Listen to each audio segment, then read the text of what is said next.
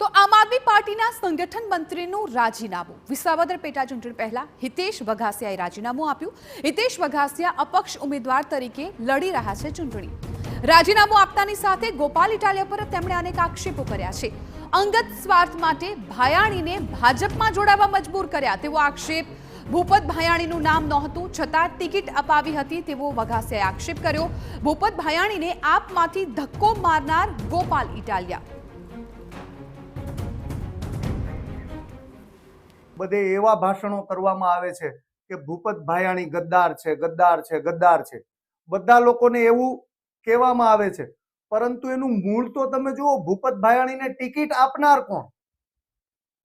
Bhupat ભાયાણીને ticket આપનાર કોણ? ત્યારે આમ આદમી પાર્ટીના પ્રદેશ પ્રમુખ તરીકે કોણ હતા? તો કે ગોપાલ ઇટાલિયા। ત્યારે મહામંત્રી તરીકે કોણ હતું? તો કે મનોજ સોરઠિયા। તો એમને મેં વાત કરેલી, એમને બધાને મેં કરેલું કીધેલું કે આ માણસ આપણી સાથે નહીં ટકે,